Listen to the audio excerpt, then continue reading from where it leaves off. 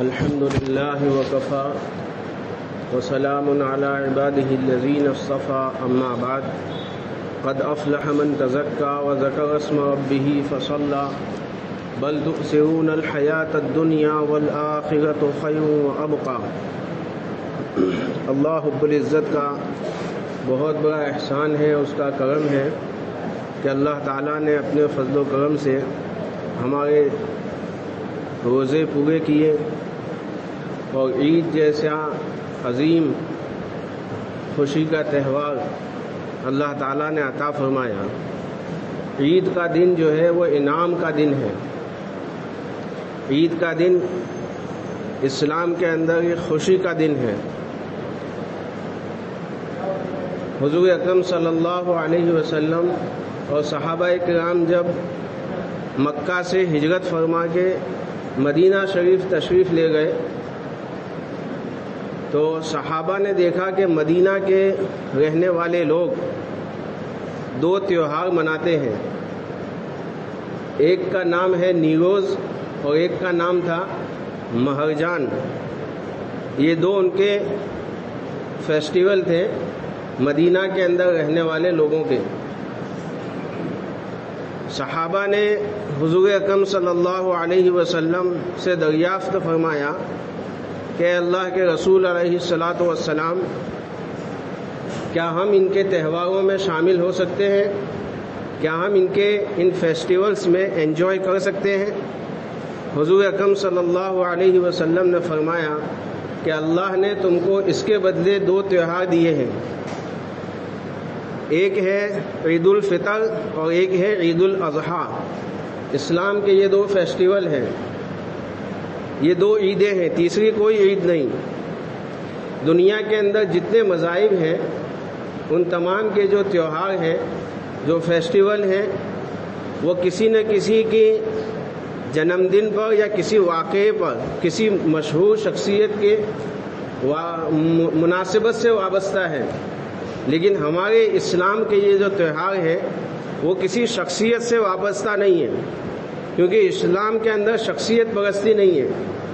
ورنہ اگر اصل تہوار منایا جاتا تو سب سے بڑا دن وہ تھا کہ جس دن تاجدار مدینہ سرور کائنات رحمت دو عالم صلی اللہ علیہ وسلم اس دنیا میں تشریف لائے۔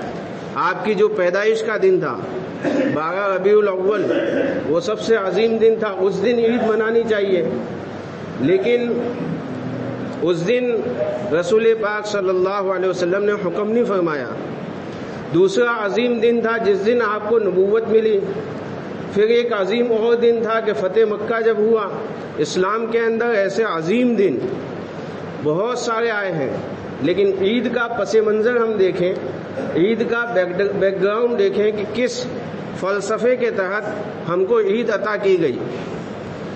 دو عبادتوں کے اختتام پر رمضان کے اندر بندہ 30 روزے رکھتا ہے، 29 یا 30 جو بھی روزے ہوتے ہیں، تو اس عبادت کے اختتام پر یہ اسلام کا فلسفہ دیکھو، اسلام کی سوچ دیکھو کہ ایک عبادت کے اختتام پر عید عطا کی۔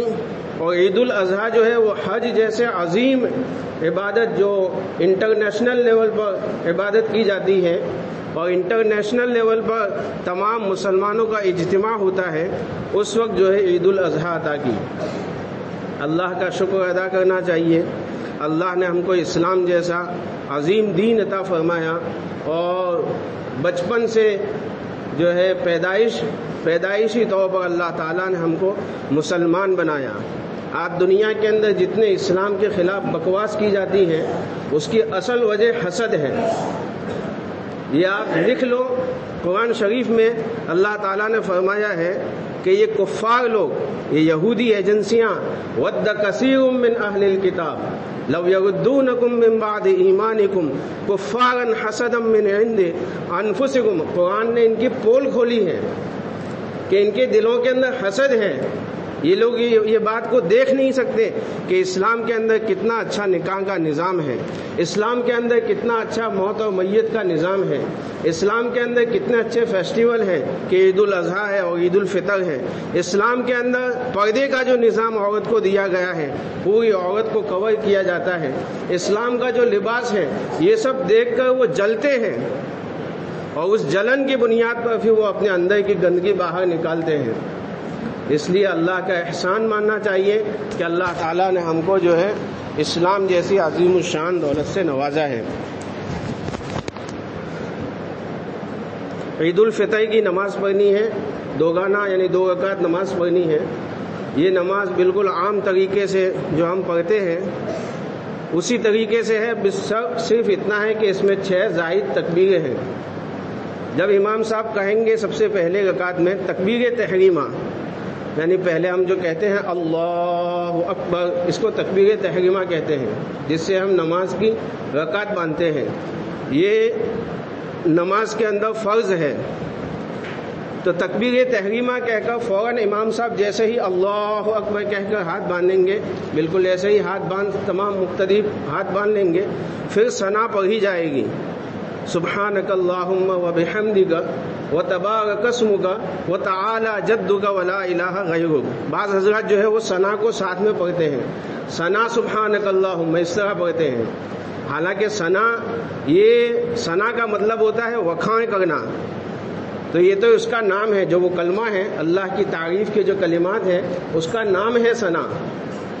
تو ہم پڑھیں گے سبحانک اللہم وبحمدک۔ اب یہ ثنا پوری ہوئی، پھر جو ہے صرف اتنا کرنا ہے کہ 3 تکبیریں امام صاحب کہیں گے، اللہ اکبر، پہلی مرتبہ ہاتھ چھوڑ دیں گے، دوسری مرتبہ اللہ اکبر، پھر تیسری مرتبہ جب کہیں گے اللہ اکبر تو ہاتھ باندھ لیں گے۔ پھر جیسے ہی جس طرح عام نمازیں ہم 2 رکعت پڑھتے ہیں اسی طرح پہلی رکعت کو پورا کیا جائے گا، پھر دوسری رکعت بھی اسی طرح سے الحمد شریف سورہ فاتحہ پڑھیں گے، پھر کوئی سورت پڑھیں گے، پھر اس کے بعد جو ہے رکوع میں جانے سے پہلے 3 تکبیریں اور ہیں، اللہ اکبر پہلی مرتبہ، دوسری مرتبہ اللہ اکبر، تیسری مرتبہ اللہ اکبر، چوتھی مرتبہ میں جو ہے رکوع میں چلے جانا ہے، پھر باقی نماز معمول کے مطابق جو ہے پوری کی جائے گی۔ یہ 2 رکعت نماز جو ہے یہ عید الفطر کی واجب ہے۔ عید الفطر، عید الاضحیٰ یہ شکرانے کی نماز ہے، اور دوسری نمازوں میں اور اس نماز میں اتنا فرق ہے کہ جمعہ میں اور دوسرے 5 وقت کی نماز میں اذان و اقامت کہی جاتی ہے، اس میں اذان و اقامت نہیں ہے۔ دوسرا یہ کہ جمعہ کے اندر پہلے خطبہ پڑھا جاتا ہے جو واجب ہے، اور عیدین کا خطبہ جو ہے وہ سنت ہے۔ نماز کے بعد مختصر حالات کے اعتبار سے مختصر خطبہ ہوگا، اس کو بھی سننا مسنون ہے، اور پھر انشاءاللہ جو ہے ہم اپنے گھر کی طرف لوٹیں گے۔ گھر جا کر جو ہے دعا میں، استغفار میں، اور اسی طرح سے اپنے بھائیوں سے ملنے میں، خوشی کا اظہار کرنے میں جو ہے ہم اس طرح سے اپنے وقت کو بتائیں گے۔ ہو گیا نہیں کھڑی کر دیں گے کہ 2 منٹ دیکھ لیں۔